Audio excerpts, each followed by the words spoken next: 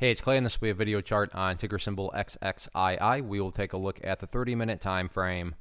Real quick, what do I mean by 30-minute in case maybe you're new to charts? Instead of each one of these candlesticks here representing 1 day's worth of price action, which is what you would normally see, each one represents 30 minutes. So while this here may look like a few weeks worth of time, it's actually just the past 2 days broken down into 30-minute time slices. I like through this time frame, and it's a good job of telling the quote-unquote story of the price, and then makes mapping out levels of support and resistance a bit easier to see. I did this analysis yesterday, so that's where the red and green line annotations are coming from. Want to get things updated here.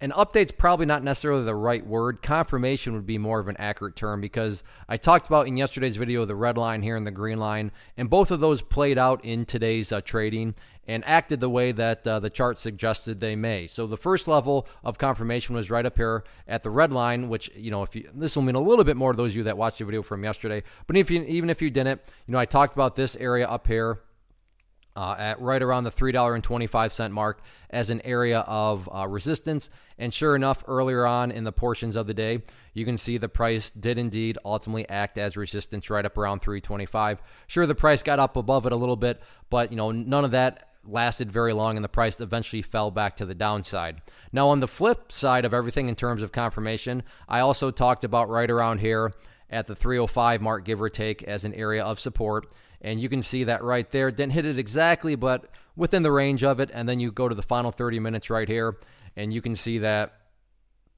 the price is now sitting right at that level, you know, being the key mark of support right now. Is 305 a do or die? Meaning if the price falls below 305, am I saying the entire chart's ruined? And I'm not saying that at all. Preferably speaking, sure, you'd want to see the price stay up above it.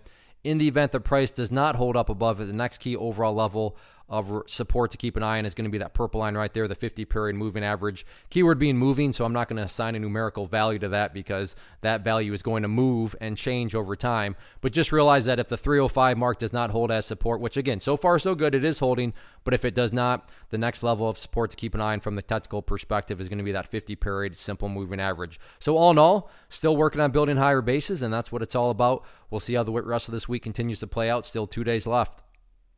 One of the biggest questions I get is, hey Clay, how do you find the stocks that you trade? So what I've done is put together a free resource guide where I talk about the tools that I use to locate stocks that I find interesting and think may have potential. So if that sounds like something that could add value to you as a trader, then click on the image that is up on the screen right now, and I will email you the guide. The guide itself is very short and to the point, and best part, it's completely free.